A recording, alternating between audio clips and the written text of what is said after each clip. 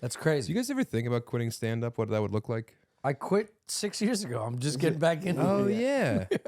Yeah, that was weird. Because whenever people bring up Philly, I always heard your name, and I was like, the guy from, what was Delco, right? Delco, yeah. Yeah, and I was like, Yeah, once we started writing that show, I was like, yeah, I just got out of it. Yeah. And then I went through some personal stuff, and I was like, gone. How did it feel, though? At that time, I never really truly liked stand-up. I just did it, and things were fun. Right. And And your then- friends all do it. Yeah. Yeah.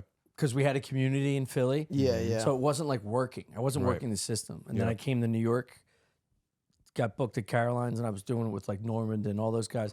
I was scared, but then I was like, oh, this is kind of cool, but it wasn't the community that I was used to. And I was like, this isn't it. Right. And then we sold Delco, and I was like, I'm just going to write this show for a while, create with my friends again. Right. Got back into that. That didn't go. And then I was like, I was here, Yeah. not doing anything Right. outside of like commercials and like Just fucking. like away from your friends, Yeah. living in a weird city. Yeah. And I got a really weird place. It fucked up. And then, and now like I'm excited to do it. So Yeah. that's why Austin's exciting and enticing to me because of Chris. Oh, you guys are going to get so much stage time. Yeah, God, that's I mean, the it's hope. fun to shit on Austin, but God, it's great for stand Yeah. up. Holy fuck. I'll be seeing more of you guys. I pop in there pretty often. Yeah, come down. Yeah. You're Yeah. much closer. Yeah, I can drive there. But I mean, I vacation in the, if there was some other like Way to make Creative. easy money. yeah, I know. creative outlet too. Yeah. I think that would be nice. You know what I think about though is like, would the people that I love the most, which are comedians, would they still want to hang out with me? Would they think I was a fucking pussy because I quit doing stand up to like write books and screenplays and shit?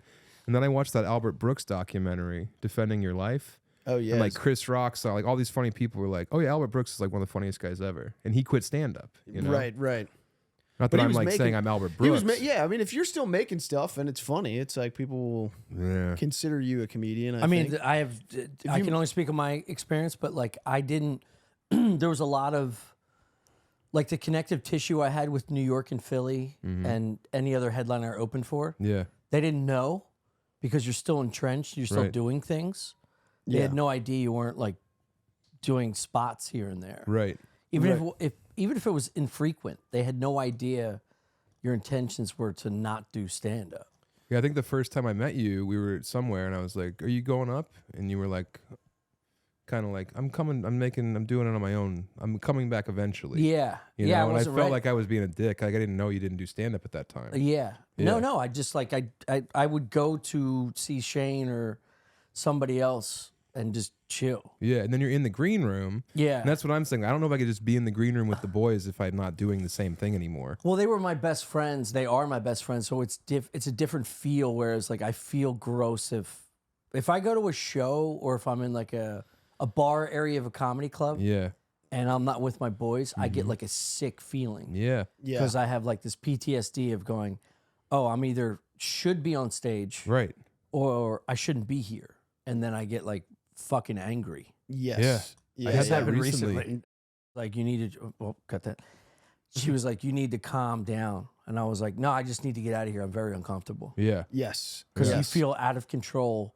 Whereas every other situation in that circumstance, you're in control. Right. And you, You have a know- mission. It's yeah. part of the mission. You're there Bingo. for a Yes. reason. Yeah. Yeah. It's like going to boot camp knowing you're never going to serve. Yes. It's like, what am I doing this for? I got to get the fuck out of here. I don't like these people. I don't know these people.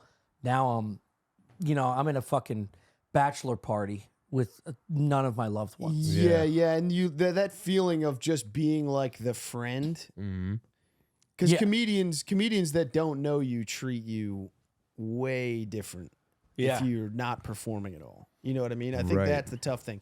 If you're Albert Brooks and you're like a known quantity, you know what I mean? And you've Yeah. moved on to movies or whatever else he was doing. Yeah. It's like people are gonna be like, all right, he's great. Yeah, you just moved on to something else creative. Yeah, Right. yeah. But is this like the thing we just always do now? Because comics just do it until they die. We're always going to do stand up, right? I'll know soon.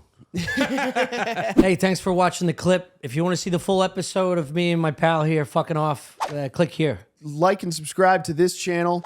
Also, like and subscribe to our regular podcast channel, Stuff Island. Stuff Island. And then we got patreon.com where there's hundreds of hours of like more stuff. We got cooking stuff. We got VR stuff.